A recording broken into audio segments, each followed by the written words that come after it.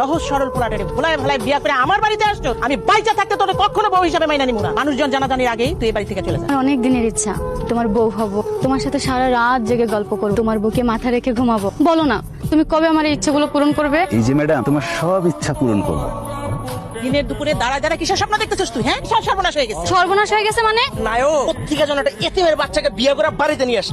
বাবা তুমি এসব কি বলছো? তুই যা বলতেছি সত্য কথা বলতেছি না, হয়তো বাড়িতে যা দেখ। ফুপু তুমি এতদিন বলে আসছো আমি তোমার ছেলের বউ হবো, তোমার ছেলে নিয়ে আমি কত স্বপ্ন দেখি, আর তুমি অন্যকে মেরে বিয়ে করে নিয়ে আসছো। আমার মতো একজন এতিম মেয়েকে এতিমখানা থেকে তুলে নিয়ে এসে তুমি আমাকে বিয়ে করেছো, একটা সুন্দর সংসার উপহার দিয়েছো, তোমার ভালোবাসা দিয়েছো, আর সবচেয়ে বড় পাওয়া হচ্ছে তুমি আমার জীবনে একজন মা দিয়েছো।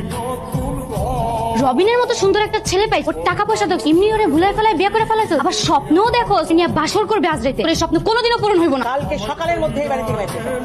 একবার তোমাকে বউ হিসেবে আগে মায়ের সামনে দাঁড়া করায়, তারপরে দেখো মা যে আমাকে কি ভালোবাসে, তোমাকে বিশ্বাস করাতে পারবো। মার ভিতরে যেমন বাহিরটাও তেমন। তোর কি ধারণা আমি এতিম, আমি ছোট লোক? ভাবে চা দিতে হয় এটা জানোস না?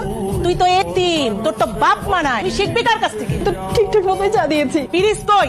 পিরিস ছাড়া আমি চা খাবো? ঠিক হয়েছে না? এমন অত্যাচার আমি ওরে করবো, এই বাসা ছাইড়া যেতে বাধ্য হই। আচ্ছা ভাই না, তুই কেমনি কইরা একটা এতিম মায়ের বিয়ে করলি? তুই যদি অন্য কোনো পরিবারে বিয়ে করতি তাহলে একটা বড় বংশ পাইতি, টাকা পয়সা ধন। চাইলেই হয়তো পাইতাম। টাকা পয়সা ধন দৌলত এগুলো কি সব? এই